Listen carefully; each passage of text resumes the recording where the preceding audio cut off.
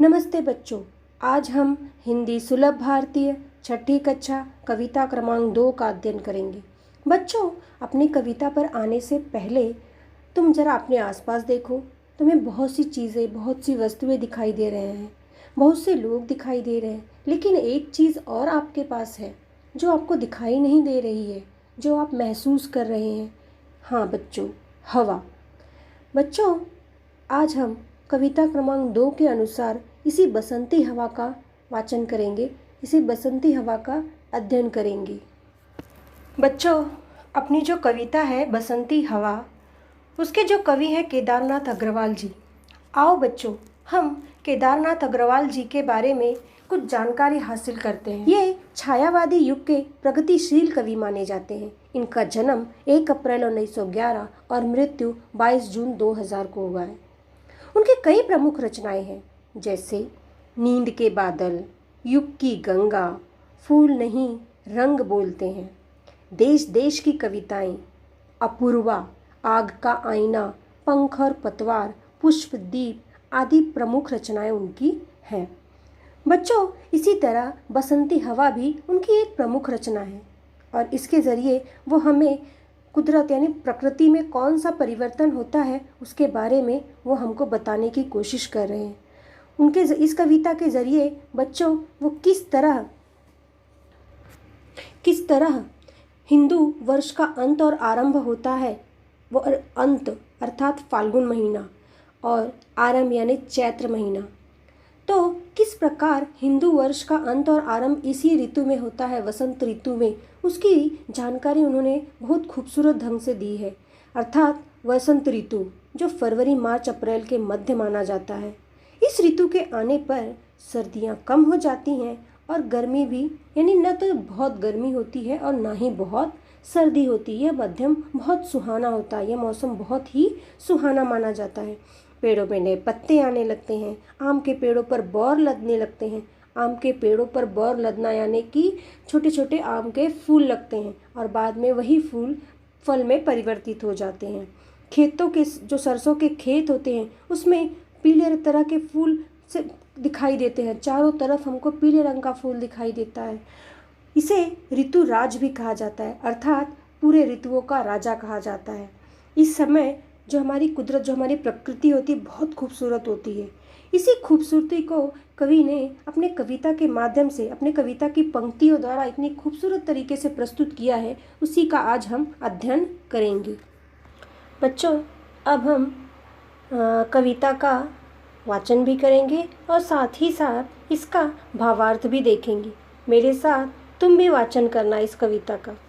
चलो पहले पद्यांश पर चलते हैं। हवा हूँ हवा मैं बसंती हवा हूँ, हवा हूँ हवा मैं बसंती हवा हूँ, सुनो बात मेरी अनोखी हवा हूँ, बड़ी बावली हूँ बड़ी मस्त मौला, नहीं कुछ फिक्र है बड़ी ही निडर हूँ, जिधर चाहती हूँ उधर घूमती हूँ, मुसाफिर जब हूँ हवा मैं बसंती हवा हूँ, हवा मैं बसंती हवा हूँ। बच्चों, मैं तो बसंती हवा हूँ, यह कहते हुए जो हवा है वो अपना परिचय स्वयं दे रही है, खुद दे रही है। वो क्या कहना चाह रही है, देखो तो ज़रा बसंती हवा हमें क्या कहना चाहती है। मैं तो बसंती हवा हूँ, एकदम अनोखी हूँ, एकदम अनोखी यानी एकदम अलग, सबसे अलग हूँ बच्चों। मैं, मेरा कोई लेना देना किसी से नहीं। मैं एकदम अनोखी हूँ, सुंदर हूँ, खूबसूरत हूँ, मैं बहुत ही अलग हूँ। मैं बहुत सीधी साधी हूँ, मैं किसी से मस्ती नहीं करती, मैं एकदम नटखट नहीं हूँ, मैं बहुत ही सीधी साधी हूँ।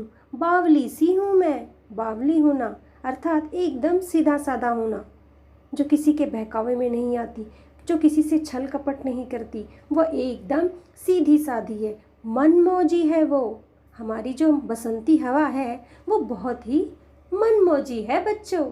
मनमौजी अर्थात जिसकी मर्जी जहाँ चाहे वो वहाँ आ जा सकती है, उसकी इच्छा वो चाहे जहाँ जाए, जहाँ आकर रुके, उसकी मर्जी वो आकर तुम्हारे बगल में रुक जाए, वो चली जाए तुम्हारे पास से, रुके ही ना तुम्हारे पास, यानी वह तो मनमौजी है भाई।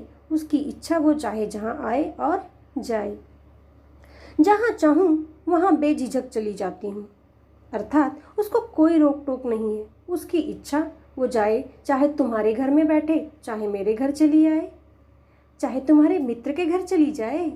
यानी उसको किसी का रोक टोक नहीं, उसको किसी की पाबंदी नहीं, वो सीमाओं को नहीं जानती, वो बंदिशों को नहीं जानती। वो बेझिझक बेरोक टोक सबके पास आती है। जंगलों में जाती है बच्चों, वो खेतों में और खलिहानों में भी पहुंचती है। साथ ही साथ वो तुम्हारे पड़ोस में तुम्हारे पड़ोसी के घर भी पहुंच जाती है। हाँ ना बच्चों, तुम्हारे मित्र के घर भी जाती है और उसे भी खुश कर देती है। उसी तरह बसंती हवा को किसी की चिंता नहीं और वह किसी के बारे में भी नहीं सोचती। कभी कभी तो वह तूफान बनकर आ जाती है, और जब तूफान बनकर आती है तो सबके घरों के पत्रे और पेड़ पौधों को गिराती हुई चली जाती है। तो इस प्रकार वह एक अजब सी मुसाफिर है, जिसका रास्ता बहुत लंबा है, वो कहीं रुकता ही नहीं। उस रास्ते में किसी की पाबंदी और किसी की बंदिश भी नहीं है। इस प्रकार बसंती हवा बहुत ही खूबसूरत है, जिसके बारे में कवि बता रहे हैं हमको, कहना चाह रहे हैं कि ये जो बसंती हवा है वो स्वयं इतनी खूबसूरत है, वो स्वयं इतनी अच्छी है कि वह किसी का रोक टोक भी बर्दाश्त नहीं करती। वो बेझिझक आती और जाती है। बच्चों, हमने पहले पद्यांश का वाचन किया और उसका भावार्थ भी देखा। अब हम दूसरे पद्यांश की तरफ चलते हैं। मेरे साथ साथ तुम भी पढ़ना बच्चों। चलो हम अपनी पद्यांश की शुरुआत करते हैं। चढ़ी पेड़ महुआ थपा थप मचाया, गिरी धम्म से फिर चढ़ी आम ऊपर, उसे भी झकोरा किया कान में को, उतर कर भागी मैं हरे खेत पहुँची, वहाँ गेहूँओं में लहर खूब मारी, हवा हूँ हवा मैं बसंती हवा हूँ, हवा हूँ हवा मैं बसंती हवा हूँ। अब हम इसका भावार्थ भी साथ ही साथ देखते चलेंगे। बच्चों, इसी प्रकार मैं एक बसंती हवा हूँ। पहले मैं महुआ के पेड़ पर चढ़ गई। महुआ, बच्चों महुआ क्या होता है? यह एक वृक्ष है। ऐसा वृक्ष जैसे आम का वृक्ष होता है, वैसे महुआ का भी एक वृक्ष होता है। उसको भी लोग खाते हैं, उसका भी फल लोग खाते हैं। जैसे आम को हम खाते हैं, हमको बहुत अच्छा लगता है, वैसे महुआ भी एक फल है, वो खाया जाता है। तो यहाँ पर बसंती हवा क्या कह रही है बच्चों? मैं पहले महुआ के पेड़ पर चढ़ गई, वहाँ खूब थपाथप मचाया, अर्थात मैं महुआ के पेड़ पर चढ़कर खूब खेली, खूब मस्ती की। मैं वहाँ पे पेड़ के पत्तों के साथ, मुझे बहुत मज़ा आ रहा था, बहुत अच्छा लग रहा था मुझे पेड़ के पत्तों पर चढ़कर खेलना, पत्तों को एक दूसरे के साथ बजाना, यानी एक पत्ता और दूसरा पत्ता, दोनों पत्तों को मैं एक दूसरे से बजा रही थी। तो मुझे बहुत ही मज़ा आ रहा था और खेलते खेलते मैंने ध्यान नहीं दिया और मैं नीचे आकर गिर गई।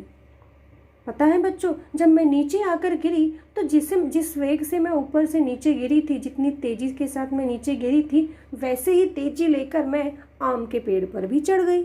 आम का पेड़ बहुत पसंद है ना आम तुमको भी? ध्यान आया आम, अब मौसम आ गया है हमको आम खाने का, तो आम के पेड़ पर मैं चढ़ गई। इस प्रकार इतनी ही तेज़ी के साथ, जितनी तेज़ी के साथ मैं नीचे गिरी थी, उसी तरह अब मैं, जिस तरह मैं महुआ के पेड़ पर मस्ती कर रही थी, उसी तरह मैं यहाँ पर भी मस्ती कर रही थी। हवा के पेड़ को खूब झुमाया, खूब हिलाया, खूब पत्तों के साथ खेली, खूब उसको झोंका दिया। झोंका देना यानी हिलाना डुलाना, जैसे हम झूले को झोंका देते हैं और हिलाते डुलाते हैं, उसी प्रकार मैंने उसको खूब झोंका दिया और धीरे से उसके कान में जाकर कुक करके आवाज़ निकाली। कुक की आवाज़ निकालना अर्थात जैसे कोयल बोलती है कुक, उसी तरह मैं यहाँ पर पेड़ के पत्तों में, आम के पेड़ के पत्तों में कूक की आवाज़ मैंने निकाली और इस तरह कूक बोली और तुरंत वहाँ से भागकर खड़ी हुई, यानी वहाँ से उतरी और झटपट उतरकर मैं वहाँ से भाग गई। फिर वहाँ से घूमते घामते मैं कहाँ पर पहुँची बच्चों? खेतों में पहुँच गई, हरे भरे खेतों में, जहाँ पर चारों तरफ हरियाली ही हरियाली नज़र आ रही थी। गेहूं की फसल लगी हुई थी खेतों में, वहाँ पर मुझे खूब मज़ा आ रहा था उन खेतों को लहराना। तुम कभी ठंडी के मौसम में गांव गए हो बच्चों? नहीं गए? तो पहले सोचो तो ज़रा ध्यान से सोचो कि गांव में चारों तरफ हरियाली नज़र आ रही है, चारों तरफ हरे भरे खेत नज़र आ रहे हैं, गेहूं के खेत, सरसों और मटर के खेत इसी सीज़न में हमको देखने को, इसी मौसम में हमको देखने को मिलता है। चारों तरफ खेती ही नज़र आती है और उस वक्त ये बसंती हवा खेतों में खूब खेल रही है। खेतों की जो फसलें होती हैं वो इतनी मस्ती में है कि वो जब ज़ोर से बहती है तो फसलें हमारी एक तरफ लुढ़क जाती हैं, एक तरफ गिर जाती हैं और वो नज़ारा देखने को हमको बहुत ही अच्छा लगता है। चारों तरफ सरसों के पीले पीले फूल नज़र आते हैं, चारों तरफ मटर के सफ़ेद सफ़ेद फूल नज़र आते हैं, चारों तरफ हमें गेहूं की बालियां नज़र आती हैं। यह खूबसूरती उस वक्त कुदरत, उस वक्त प्रकृति इतनी खूबसूरत होती है कि वह खूबसूरती का वर्णन कवि किस प्रकार कर रहे हैं। देखो ज़रा बच्चों कि मैं बसंती हवा हूँ, मुझे बहुत मज़ा आ रहा है, मुझे बहुत अच्छा लग रहा है इस हरे भरे खेत में। बच्चों चलो अब हम अपने अंतिम पद्यांश की तरफ चलते हैं, उसका वाचन करेंगे और साथ ही साथ उसका भावार्थ भी देखेंगे। तुम भी मेरे साथ वाचन करना, हाँ, तीसरे पद्यांश पर भी भूल मत जाना। पहर दो पहर क्या अनेकों पहर तक इसी में रही मैं खड़ी देख अलसी, लिए शीस कलसी मुझे खूब सूझी, हिलाया झुलाया गिरी पर न करसी, इसी हार को पा हिलाई न सरसों झुलाई न सरसों, हवा हूँ हवा मैं बसंती हवा हूँ, हवा हूँ हवा मैं बसंती हवा हूँ। चलो अब हम इसका भावार्थ भी देखेंगे बच्चों। चलो बच्चों अब हम बसंती हवा जहाँ पर उसको खूब मज़ा आ रहा था उस हरे भरे खेतों में, वहाँ वो कब तक रुकी? पहर दो पहर यानी कि एक पहर में 3 घंटे का समय होता है लगभग। तो मैं उस हरे भरे खेत मुझे इतने ज़्यादा अच्छे लग रहे थे कि मैं वहाँ पर 3 घंटे तक खूब मस्ती की, खूब मुझे अच्छा लगा। मैं वहाँ पर थी, वहाँ मैंने अलसी को देखा जो अपने शीश पर, अपने मस्तिष्क पर कलसी को रखा है। कलसी यानी गगरी, जो मटका होता है वो अपने सर पर रख कर जा रही है। मुझे खूब अच्छा लग रहा था उस अलसी को देखकर। अलसी यानी कि यह एक प्रकार का तिलहन होता है। तिलहन यानी तेल निकाला जाता है, उसी तरह सरसों से भी तेल निकाला जाता है। यानी मैंने वहाँ पर अलसी के पेड़ को देखा, एक अलसी देखी, एक औरत देखी जो अपने शीश पर, अपने मस्तिष्क पर कलसी लेकर जा रही है। कलसी यानी गगरी लेकर जा रही है, मटकी लेकर जा रही, खड़ी है। मुझे खूब शरारत सूझी, मुझे मन किया कि उसके साथ खूब मस्ती करूं। तो मेरा तो मन था मस्ती करने का। मैंने क्या किया, उसके सर को खूब हिलाया डुलाया, खूब झिलाया ताकि उसकी जो सर पर कलसी है मस्तिष्क पर वो गिर जाए। मैंने खूब मस्ती की उसके साथ और मैंने गिराने की कोशिश की कि वह गिर जाए नीचे, लेकिन ऐसा नहीं हुआ। उसकी जो गगरी थी, मेरी लाख कोशिश के बाद भी वो गगरी नहीं गिरी। मैंने लाख प्रयत्न किया, मैंने लाख कोशिश की कि उसकी जो सर पर कलसी है वो नीचे गिर जाए, लेकिन वो कलसी नीचे गिरी ही नहीं। इसको देखकर मेरा मन बहुत ही व्याकुल हो गया बच्चों। यहाँ पर देखो कितनी खूबसूरत तरीके से कवि कह रहे हैं कि बसंती हवा का मन व्याकुल हो गया, वो हार मान गई। क्यों? क्योंकि उसने अलसी के सर पर जो कलसी थी उसको गिरा ही नहीं पाई। उसके सर पर जो मटका रखा हुआ तो वो गिरा ही नहीं नीचे। और जब कोशिश करने के बावजूद भी, लाख प्रयत्न करने के बावजूद भी जब कलसी नहीं गिरी, वह हार मान ली और हार मानकर वह सरसों के खेत में चली गई। सरसों के खेत में पहुंचकर उसको, अब वो इतनी मायूस हो गई थी, इतनी हार थक चुकी थी कि ना उसने खेत को हिलाया ना झुलाया, यानी उसने खेतों के साथ कोई मस्ती नहीं की। वहाँ जाकर वह थम गई बच्चों, यानी रुक गई वहाँ पर वो। और ऐसी ही मैं बसंती हवा हूँ, अपनी मन मर्जी से मैं चाहे जिधर जाती हूँ चाहे जिधर आती हूँ, मुझे किसी का रोक टोक नहीं। जब मैं अपनी हार मान गई तो मैं वहीं पर मायूस होकर बैठ गई, रुक गई वहीं पर। मैंने किसी के साथ कोई मस्ती फिर नहीं की।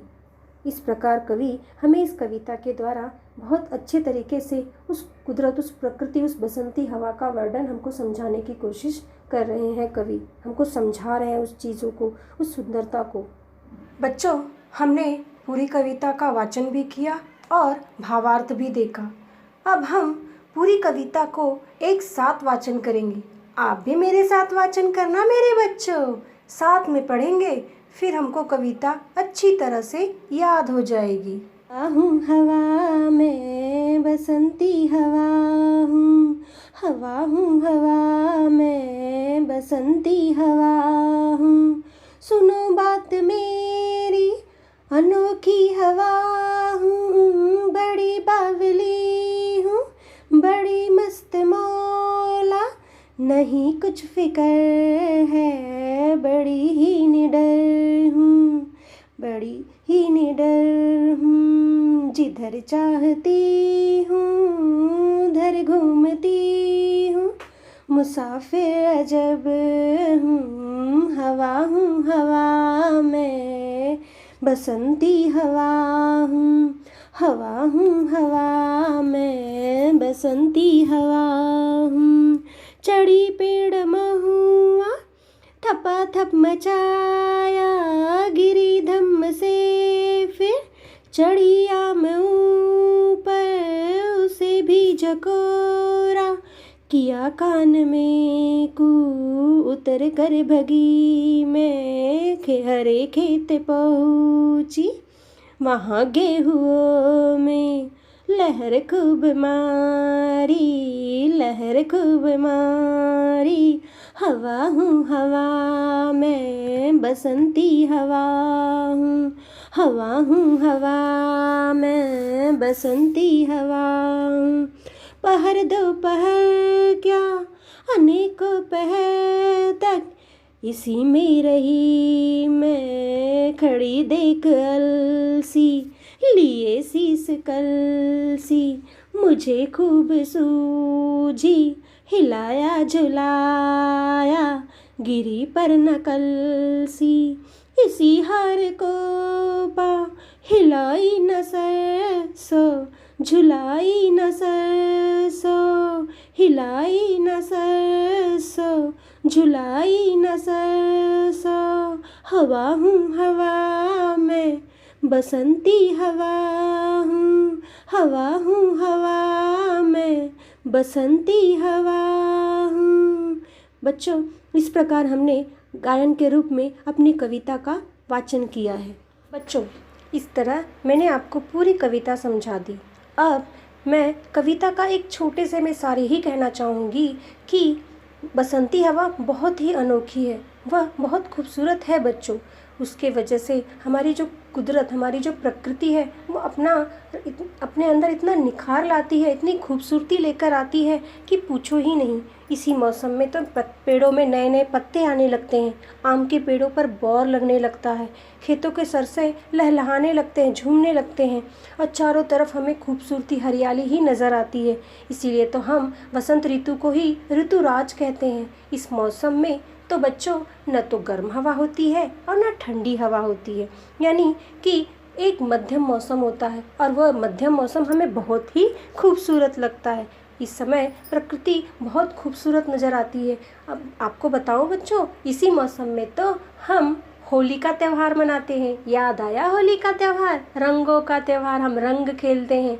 फाल्गुन मौसम में आता है ना, अरे बाबा ये यही ऋतु मौसम, यही बसंत मौसम में पहुंचता है और इसी मौसम में हम इसको मनाते हैं। इसी मौसम में तो हम बसंत पंचमी भी मनाते हैं। बसंत पंचमी याद आ रहा है, बसंत पंचमी, इसी मौसम में हम बसंत पंचमी, महाशिवरात्रि के त्यौहार का भी को मनाया जाता है। इसी मौसम में हम इन त्योहारों को भी मनाते हैं। अब समझ में आया कि बसंत ऋतु कब आती है। बसंत ऋतु वही जनवरी फरवरी के आसपास, मार्च के आसपास, जब हम होली और ये सब त्यौहार मनाते हैं। इस प्रकार कविता ने वसंत ऋतु के माध्यम से हमको बहुत ही खूबसूरत कुदरत यानी प्रकृति का जो स्वभाव है, जो सुंदरता है, उसका वर्णन किया है। यही है इस पाठ का सार भी मेरे बच्चों। मैंने कविता का वाचन किया, साथ ही साथ मैंने आपको भावार्थ भी समझा दिया। अब हम आगे चलते हैं। मैंने आपको कुछ कठिन शब्द दिए हैं और इसको आपको पढ़ना है और साथ ही साथ आपको इसको लिखना भी है। लिखकर कठिन शब्द को रखना है। अब आगे हम स्वाध्याय पर चलते हैं। पहला प्रश्न, स्वाध्याय आकृति पूर्ण कीजिए। अब आकृति पूर्ण कीजिए में पहला प्रश्न, बसंती हवा की विशेषता। बसंती हवा की क्या क्या विशेषता हैं बच्चों? बसंती हवा की पहली विशेषता वह बावली है, दूसरा वह निडर है, तीसरा मस्त मौला और चौथा बेफिक्र। इस प्रकार बसंती हवा की 4 विशेषताएं हैं। अब आकृति पूर्ण कीजिए में दूसरा प्रश्न, पद्यांश में आए पेड़ों के नाम। पद्यांश में कितने पेड़ों के नाम आए हैं? 2, एक महुआ का पेड़ और दूसरा आम का पेड़। इस प्रकार पूरे पद्यांश में 2 पेड़ों के नाम आए हुए हैं। उसको भी ध्यान से सुनिएगा, ध्यान से लिखिएगा। बच्चों अब हम तीसरे प्रश्न पर चलते हैं। तीसरा प्रश्न आपको दिया है मैंने, दिए गए शब्दों के लय युक्त शब्द लिखिए। लय युक्त शब्द, अब मैंने आपको दिखाया है लय युक्त शब्द यानी कि एक ही लय वाले शब्द, जैसे हम इंग्लिश में पढ़ते हैं राइमिंग वर्ड, उसी तरह मैंने यहाँ पर भी आपको दिया हुआ है। जैसे हवा, हवा दवा, बावली सावली, अलसी कलसी, महुआ कछुआ, सरसों बरसों। इस प्रकार मैंने आपको लय युक्त शब्द के भी उत्तर दिए हैं। अब हम आगे चलते हैं, हमारे प्रश्न पर आते हैं। मैंने आपको 2 बड़े प्रश्न दिए हुए हैं। इस प्रश्नों में पहला प्रश्न, बसंती हवा का वर्णन कीजिए। ये हमारा पहला प्रश्न है। अब हम इसका उत्तर भी देखेंगे। बसंती हवा एकदम अनोखी है, एकदम मस्त मौला है और निडर भी है। जिधर मन करता है उधर घूमने चली जाती है। बड़ी अजीब मुसाफिर है, बहुत शरारती है। कभी पेड़ों पर चढ़कर उन्हें हिलाती झुलाती है तो कभी खेतों में फसलों के साथ खेलती है। जब कभी हार जाती है तो चुपचाप शांति से बैठ जाती है। ये इसका उत्तर हुआ बच्चों। अब हम अपने दूसरे प्रश्न पर चलेंगे। प्रश्न, हवा की आवश्यकता महत्व बताते हुए उसका कार्य स्पष्ट कीजिए, अर्थात उसका क्या काम है। देखो यहाँ पर उसने आपको इसका उत्तर भी दिया है। हवा जीवन के मूलभूत आवश्यकता है। पेड़ पशु मनुष्य सभी को ऑक्सीजन की ज़रूरत है, जो हवा द्वारा ही पूरी होती है। ऑक्सीजन के बगैर मनुष्य पल भर में मरणास्त यानी मौत के दरवाजे तक पहुँच जाता है। उसकी जो रोग से लड़ने की क्षमता होती है वो ख़त्म हो जाती है और वह बीमार पड़ जाता है। अतः हवा का महत्व हमें समझना चाहिए और उसे प्रदूषित होने से बचाना चाहिए, क्योंकि हवा प्रकृति का उपहार, यही है जीवन का आधार। अब समझ में आया बच्चों, हवा हमारे लिए कितनी ज़रूरी है।